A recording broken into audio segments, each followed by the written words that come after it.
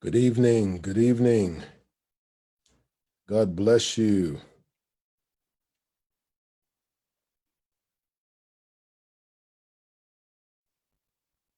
God bless you. God bless you, each and every one of you. Amen. Truly, God is worthy to be praised, worthy to receive glory, honor, and praise. I praise him tonight for this privilege that I have to join with you.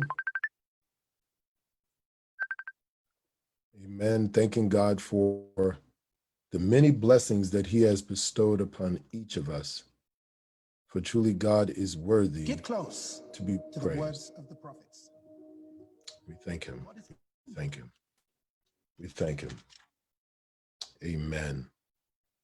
Glory be to God. Glory be to God. Amen. We are grateful tonight, and I'm grateful for seeing each and every one of you. Amen. Please forgive me for just a little slight lateness for tonight. Amen. And so let's go down in prayer, asking God for wisdom, knowledge, and understanding. We thank God for everything that he has done and for what he is doing. Amen. And so good evening to each and every one of you. Let us pray. Father God, in the name of Jesus, Lord, we come before you, thanking you for this is the day that you have made. And Father, we glorify your name and we thank you for this privilege to study your holy word, for your word is truth. It is a lamp unto our feet and a light unto our pathway. And so we thank you for the strength that's in your word, the power that's in your word, the victory that's in your word. And so, Father, I pray in Jesus' name that your spirit would be in the midst of our meeting and that, God, you would speak unto our hearts, that you would allow us, Lord God, to hear your voice, and that, Father, you would allow us to understand your word. For your word is truth. It is a lamp unto our feet and a light unto our pathway. And so we thank you, Lord God, and we give your name praise, honor, and glory for all that you have done and all that you're doing. Father, you see the estate of our world and you see what's going on, Father. And I pray, God, in Jesus' name, that, Father, you would raise up laborers in this vineyard, in this day and time, those who are forged for such a time as this, Lord God. And Lord, we thank you, Lord God. Your word is still truth. It's a lamp unto our feet and a light unto our pathway. And so we thank you for the wisdom that's in your word, for the knowledge that's in your word, for the understanding that's in your word. God, we thank you, Lord God, for the power that's in your word. And God, I pray in Jesus' name that Holy Spirit, you would grant unto me free flow, that your word might proceed forth with power and authority. We thank you, Lord God, and we give your name all the praise, honor, and glory, for you alone are king and master over everything. So have your own godlike way in our lives, and we will give you all the glory, all the honor, and all the praise, for you alone are worthy. It's in Jesus' name we pray. Amen and amen. Amen. Amen. Thank you for joining with me tonight. Amen. To God be the glory. Great things he has done. I'm grateful for this privilege of sharing with you tonight.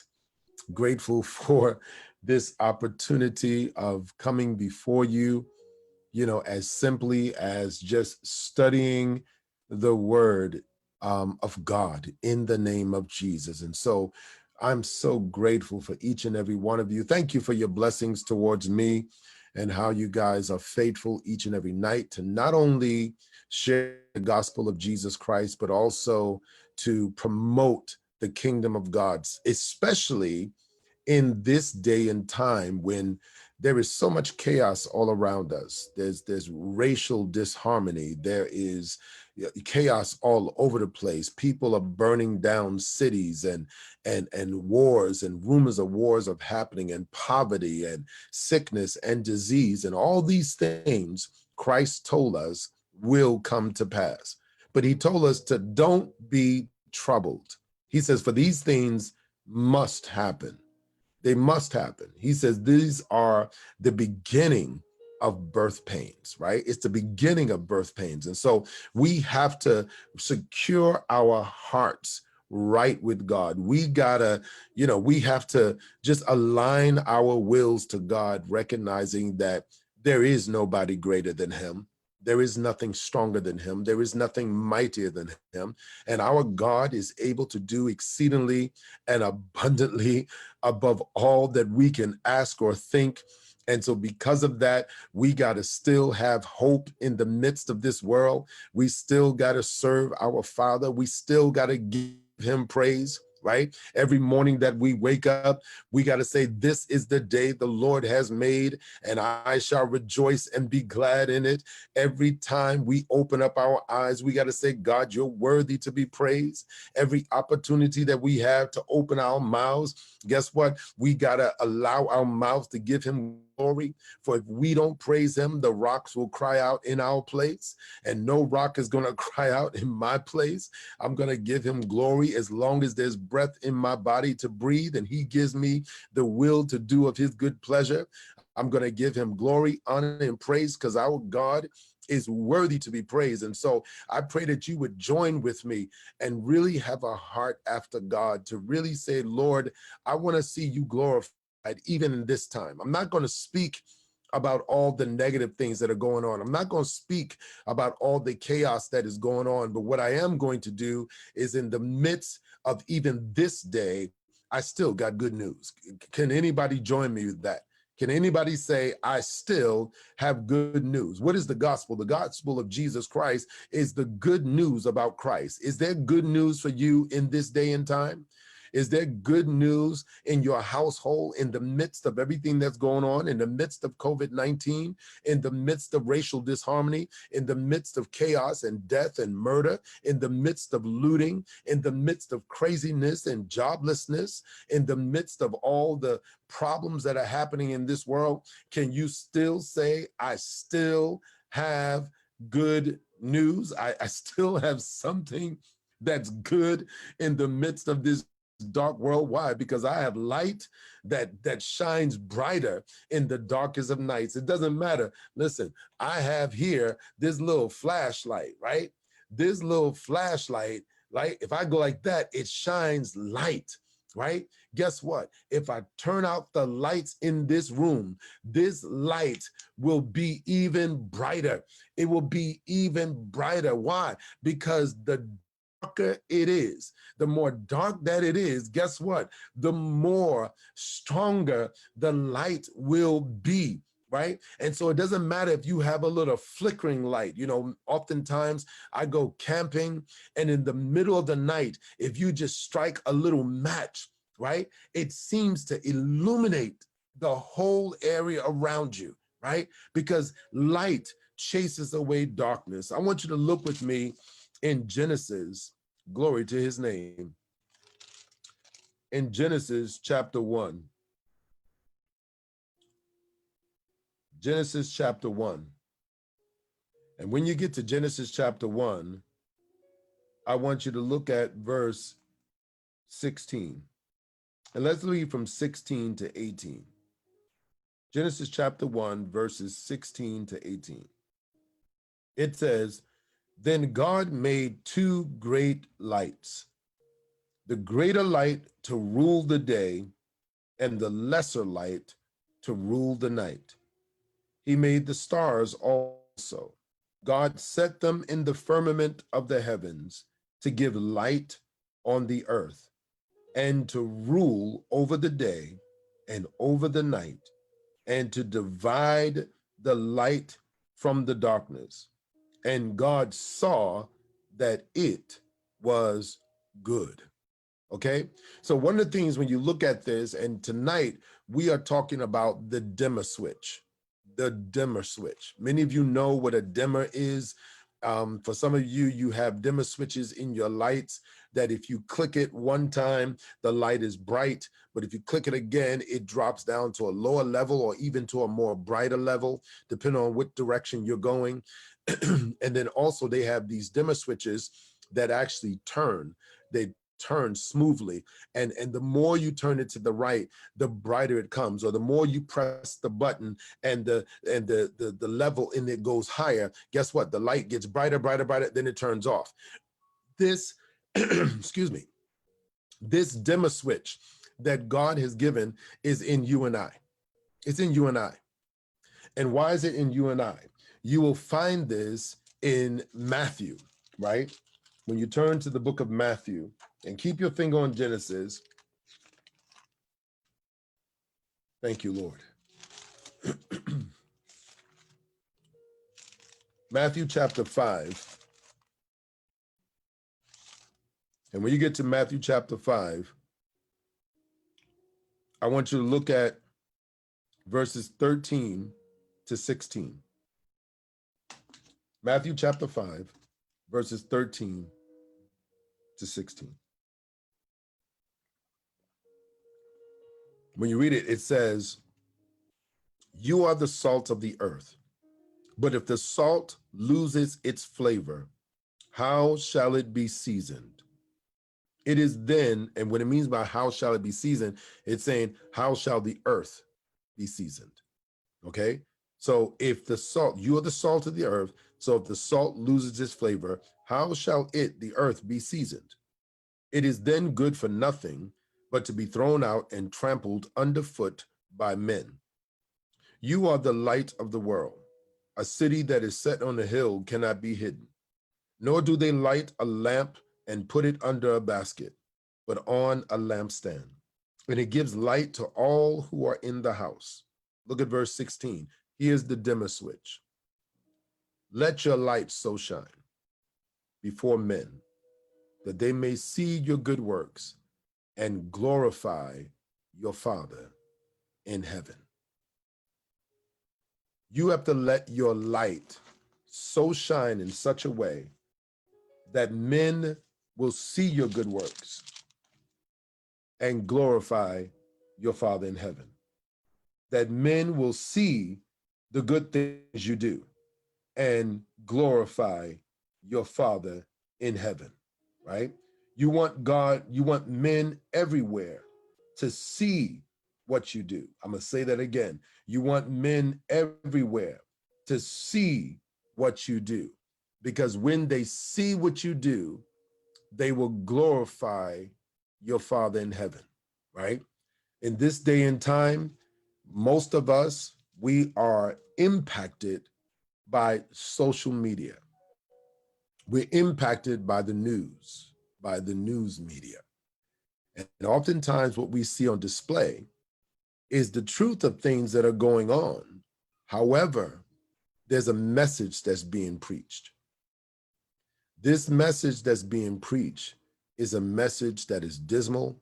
It is a message that is horrific. It is a message that is saddening. It is a message that is angering. It is a message that is frustrating.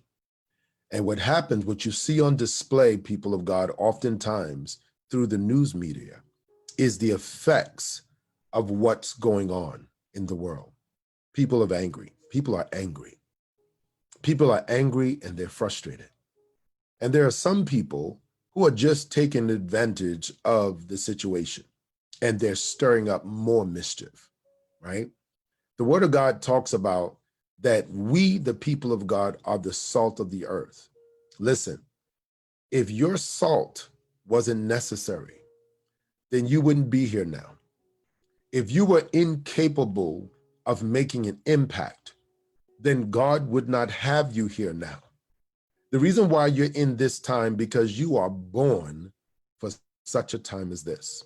Yes, little old you, little old me, we are capable of making a difference. We are capable of making a difference. We cannot make a difference speaking the same things that the world is speaking. We cannot make a difference. Listen, there is hope in Christ, even now. There is hope and deliverance in Christ, even now. But we, the people of God, must understand that ourselves. We must not only understand it, but we must also be partakers of that same hope, right? That means if I can't find hope, then how can I help you find hope? If I don't find joy, then how can I help you find joy? What we read in Genesis chapter 1 verses 16 to 18, what we read in there, we read that God made two lights. He made a greater light and a lesser light. And then he said, he added, I made the stars also. Guess what? All of their functions were to light the earth and to separate light from darkness. There must be a clear distinction. That's why here in Matthew, when he talks about salt, salt is also something that makes a distinction. Salt, if you put salt on chicken, the chicken tastes salty. If you put salt on fish, the fish tastes salty. If you put salt on vegetables, the vegetables taste salty. If you put steak on salt, the salt doesn't taste steaky. No, it tastes salty because salt impacts. Salt changes the molecular structure of everything it is applied to. You know, as you know, we throw out what's called salt on snow, those of you who have snow. And when we throw it on snow, the snow, although it's still cold outside, guess what? The salt melts away. Why? Because salt impacts everything.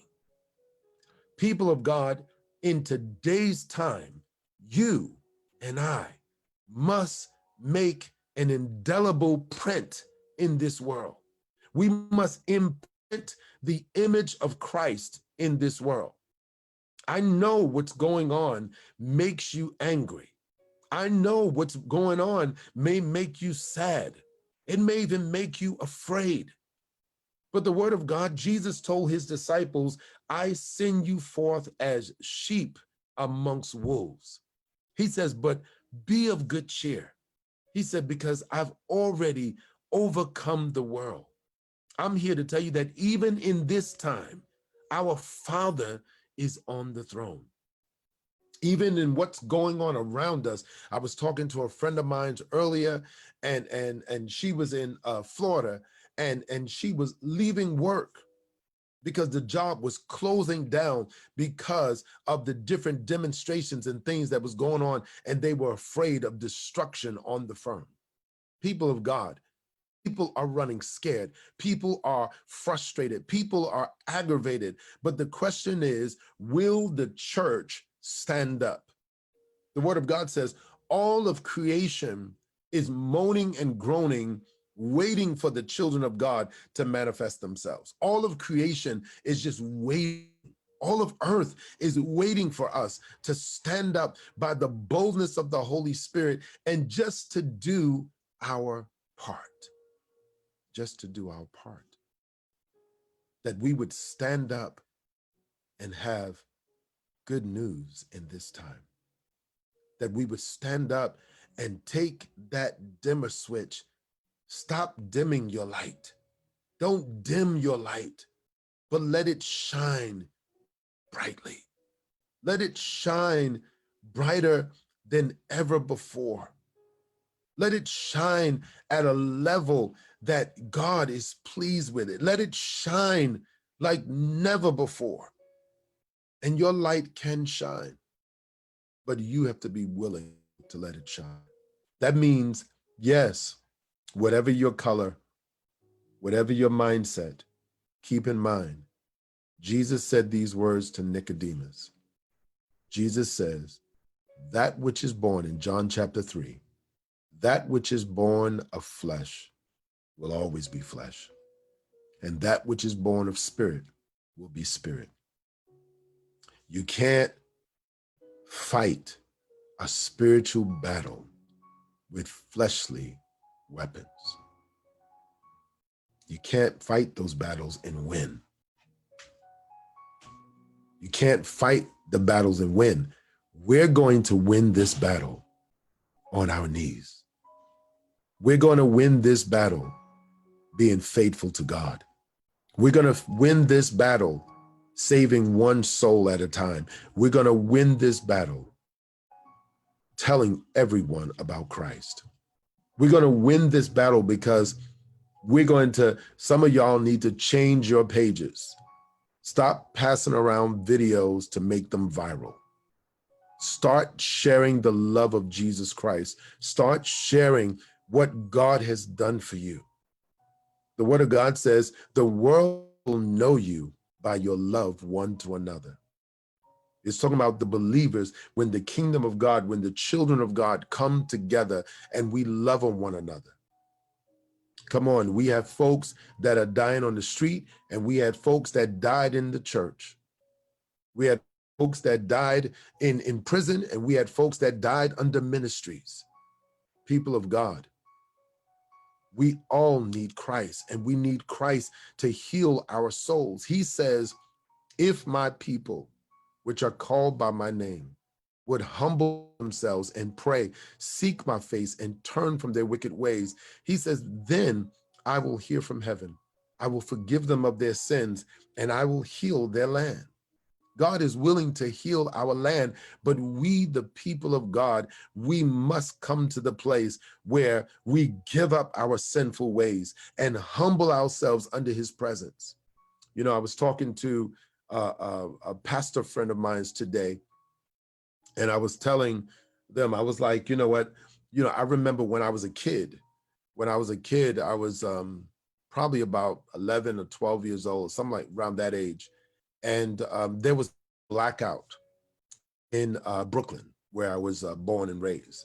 There was a blackout in Brooklyn, and all the lights went out, and security codes on security alarms were disabled and everything. And people started looting in my community. They started looting, and you saw people, you heard glass bursting, and you heard a lot of stuff. You heard police sirens trying to, catch up to everybody, but it was going in so many different directions that literally before this happened, we had a lot of businesses in the community, and folks took advantage of an opportunity to try to steal. Let me tell you something.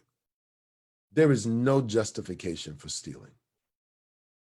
There is no justification for looting. Even if you're angry, why are we destructive? Why are we? Because now what happens, you affect that business. That business employs people.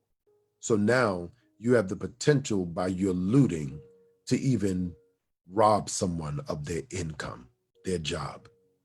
Maybe even some people from your own community, maybe even some people in your own race. So now they can't go to work because you done broke into the store. Now the owner says it costs too much money to rebuild, so I'm gonna close my shop and I'm gonna move it somewhere else. No, people of God, this is not justifiable. But when I thought about this today and I was talking to my pastor friend, I was like, you know what? What's so amazing is that when I was a kid at 12 years old, we were watching, my whole family, we were outside because back in those days, we didn't have air conditioning. And so what we used to do in those summer nights, in the early summer nights, we used to stand outside and my mother would let us play on the street. And that she was like, as long as I can see y'all stay in the street and stay right here on the sidewalk and play here with your friends. So there was a lot of friends, and we used to come around the block. And so you would see girls over there doing double dutch. I know y'all don't really do that no more these days. You saw people having races. You had big wheels for the little kids racing down the block. You had somebody cooking out something, had some hot dogs or punch or something around, right? And it was just good times to be outside with the family, enjoying the evening before mama said, okay, everybody, let's take it down and let's go inside the house. But on this day, I remember seeing people looting. And you know what? When the lights went out and people's alarm systems were disabled, it was not even in my comprehension to now go and break into somebody's business and take TVs and sneakers and shoes and jewelry and purses. That was not even a part of our understanding, because we were raised to respect other people's property. Honestly, if I walked by a store and the door was unlocked, you don't walk in and take something. And so it makes me think when I see on some of the news, and I see a group of people, sometimes can look like in numbers of 100, going into stores, pillaging something from the stores that you didn't pay for. And some of them are so bold on camera. Yep, got mine. Yep, got mine. Got mine. And I'm like, Lord, what a state we have become. And the Lord spoke to me and said, he says that the love of many shall wax cold. He said men will become lovers of themselves, that they'll become haters of truth. They'll become, just divisive and justifying their ways. But then he said, now more than ever is the time for the church to rise up, for the church to rise up and to tell the world who Jesus is, to tell the world what's right and what's wrong, to tell the world, know my people, know my brothers and sisters, to hold back the floods. See, how can we tell the world, don't be fearful when we're fearful? The word of God says in Ecclesiastes, and I'm almost done for tonight. Amen. Glory to his name. Thank you, Lord. The Holy Spirit gave me, just gave me the mind to say, yeah, you can wrap this up. I'm going to handle the rest. Thank you, Lord. Amen. So Ecclesiastes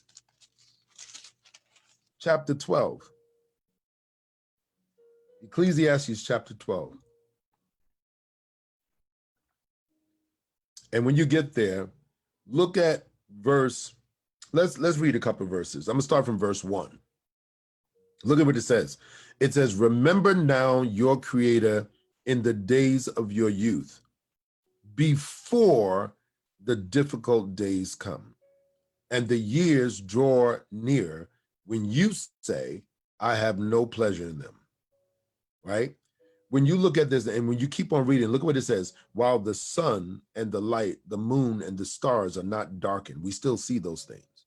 And the clouds do not return after the rain. In other words, it rains and then the sun appears, right? In the day when the keepers of the house, look what he says, the keepers of the house tremble and the strong men bow down, when the grinders cease because they are few, and those that look through the windows grow dim, when the doors are shut in the street and the sound of grinding is low, when one rises up at the sound of a bird and all the daughters of music are brought low, also they are afraid of height and of terrors in the way. When the almond tree blossoms, the grasshopper is a burden and desire fails, for man goes to his eternal home and the mourners go about in the street. When you keep reading, you find out that at the end, he tells us in verse 13 and 14, he says, let us hear the conclusion of the whole matter. Fear God and keep his commandments, for this is man's all. For God will bring every work into judgment, including every secret thing, whether good or evil. People of God, we live in a time where now more than ever before, we need to, yes, Ken, we need to stand up and be counted. We need to stand up for Christ and recognize that in this time that we're having, people are losing their lives. I was listening to the news earlier today, and in St. Louis, they said, and it was a brief tagline, and they just said it and skipped by it and kept on going, but I heard it and it caught my attention. right? With people looting, and now the National Guard has been called and police forces out in droves. Guess what? They said real quickly, they said, but someone shot at the cops shot back and killed him. And they said, in our next story, so what I'm looking at is that in this time that we're going through, we have so much negative stuff happening in this world. In the midst of all of this, people of God, I will share this over and over as the Holy Spirit gives it to me, and to remind you, souls are being lost. Souls are being lost for one reason or another. Souls are being lost into eternity. And some of these souls may be individuals who know you and I. Will they be able to hear Christ from you? Will they be able to see Christ in you? Will they be able to see and hear Christ in me? People of God, it is time now for the church to arise. The Word of God tells us that if our gospel be hidden, it is hidden to the ones who are lost, in whom the God of this world has blinded their minds, lest they would see the glorious light and be converted. People of God, this is what's going on in the world. Folks are being lost. And you'll find that in 2 Corinthians chapter 4 and verses 3 and 4, it says, but even if our gospel is veiled or hidden, it is veiled to those who are perishing, whose minds the God of this age has blinded, who do not believe, lest the light of the glory of the gospel of Christ, who is the image of God, should shine on them. But then look what he says in verse 5. It says, for we do not preach ourselves, but Christ Jesus the Lord, and ourselves your bondservants for Jesus' sake. So yes, Sophia, we must rescue the perishing.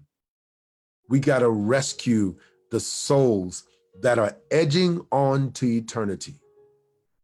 It's almost like those of you who saw, if you've ever seen the picture 300, if you ever seen the picture 300, you'll see that in that picture, there was a point in time when Leonidas had commanded his men to, when he first, that famed part where he kicked the guy in the chest and said, this is Sparta. And he kicked him into his chest, right? And when he kicked him in his chest, after a while, his men broke out their swords and they started fighting everybody and kicking all the emissaries over into this bottomless pit, this so-called bottomless pit.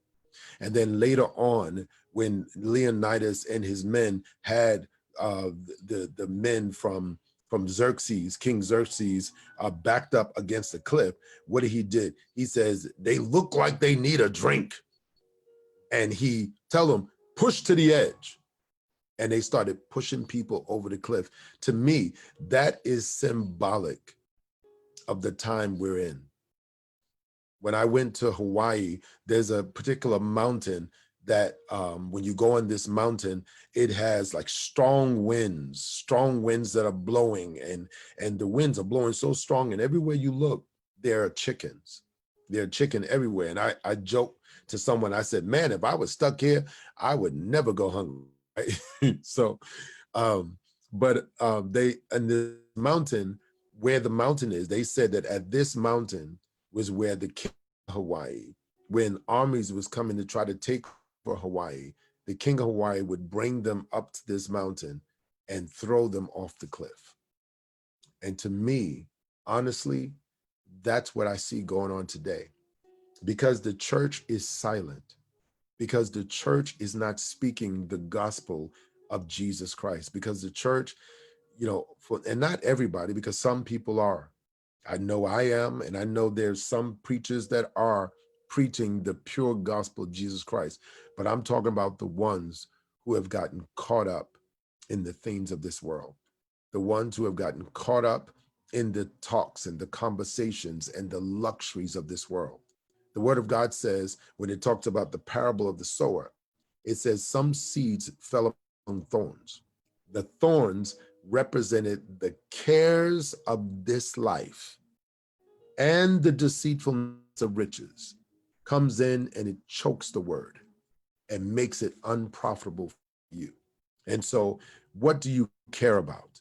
You care about your race, you care about your gender, you care about your family, you care about your car, you care about your boat, you care about your sports, you care about whatever you care about. Those things you care about, they have the power to choke the word because the enemy goes after those things. And he wreaks havoc in those things to distract you. But now more than ever, we need to fall on our faces and ask God, God, give me clarity of thought. Give me clarity of speech. God, give me clarity of mind so that even in the midst of chaos, I can come with your unadulterated word. I can come with the word of truth, the word of knowledge, the word of understanding, not inciting a riot, not inciting, chaos, more chaos, but no, to come with the love of Jesus Christ so that if anybody in the midst of this time, if there is anyone in the midst of this hour that you are afraid and your hearts are overwhelmed with what's going on, I'm here to tell you that Jesus, our Lord, can save you. I'm here to tell you that there is peace in Christ. There is love in Christ. There is rest in Christ. There is healing in Christ. There is deliverance in Christ. There is power in Christ. But you got to come to him. You have to come to him. You have to come to him. And when you come to him and you ask him, Lord, forgive me of my sins and come into my heart and save me from my sins, guess what? You're going to find the grip that these things have you no longer has control of you. It can no longer surmount you. It can no longer overwhelm you because he'll give you the strength. Isaiah chapter 40 says this, even the young men shall faint and utterly fall. But they that wait upon the Lord shall renew their strength. They shall mount up with wings of eagles. They shall run and not be weary. They shall walk and not faint. So in this day and time, I'm on my knees more than I'm watching the news. I'm on my knees more than I'm gossiping and passing around viral videos. I'm on my knees more than I'm in the stuff of this world. Why? Because I need to see clearly. I need God to open up my eyes and to show me in the midst of things. Like the 3 Hebrew boys says, "O King, we are not careful but to answer you in this manner. Our God is able to deliver us." But they told the king, but if he doesn't, let it be known unto you, we shall not bow down. Guess what? They were thrown in the fiery furnace. But guess what? It was there that the 4th man, the Son of Man, our Christ, was revealed. And they were delivered. People of God, it is the same thing today. God is well able to do exceedingly and abundantly above all that you can ask or think. And so I want to encourage you today. Turn up that dimmer switch. Not turn down, turn up. Let your light so shine before men that they may see your good works and glorify your Father in heaven. Don't allow for your light to flicker out. Don't allow for your faith to become dismal. The word of God says, if you can believe, all things are possible to those who believe. So don't become weak in your faith, but go deeper. Go into prayer until when you get up from your knees, you are no longer fearful. You're no longer worried. You're no longer dismayed. Because if the blind lead the blind, we all fall into the ditch. But if you have hope, then you can give me hope. If you have faith, then you can encourage my faith. If you have joy, then you can make me excited. If you have peace in your heart, then guess what? Talking to me will make me feel peaceful. Why? Because you can't give what you don't have. So I encourage you today, get right with God and do it now. There's so much chaos in this world, and the word of God says there is no rest for the wicked. So in other words, you ain't going to find peace or rest until you find God. And you find God in the face of Jesus. Last scripture I will give you is in John chapter 1. Excuse me. The gospel according to John and chapter 1. And when you get to John chapter 1, I want you to look at verse 14. Verse 14 says, "And the word became flesh and dwelt among us, and we beheld his glory, the glory as of the only begotten of the Father, full of grace and truth." So guess what? When Jesus came and dwelt on this earth, then guess what? We beheld, because he dwelt among us, we beheld the glory of God. When people dwell around you, what do they see? What do they see? If someone spends a few moments with you, what do they find? Do they find the glory of the Father? Or do they find anger, frustration, jealousy, envy, madness, chaos, lust? What do they find when they spend time with you? May, after tonight, from this day forward, you long, as David says, as the deer pants for the waters, so my soul longs after you. May people beheld and behold the glory of God when they spend time with you. God bless you. I love you all. With the love of Jesus, let us pray. Father God, I thank you for this time of sharing with your people. God, I pray that tonight that someone, and maybe even in the recorded version, that someone would find peace with you.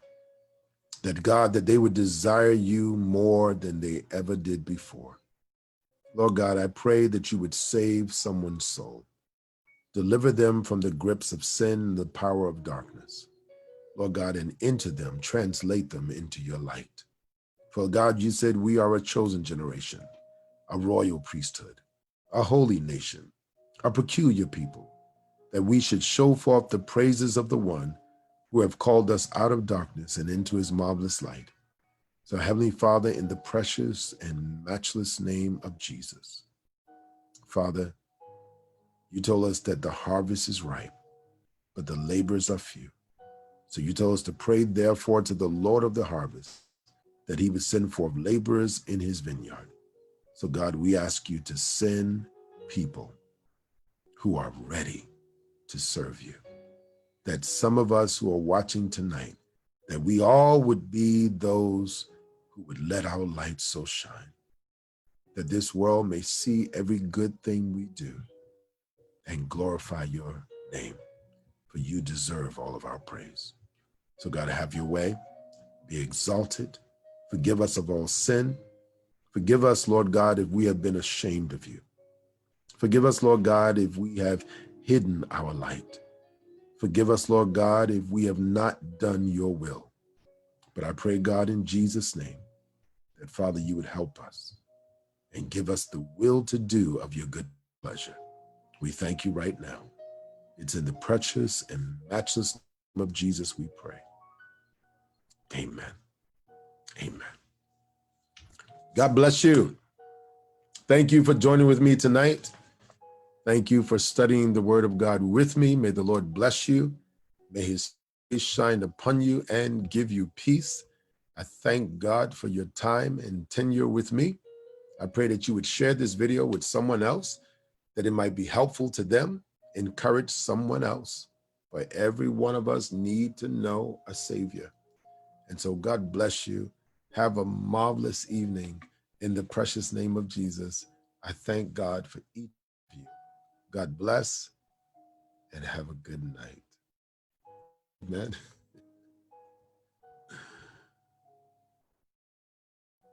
Thank you, Jesus.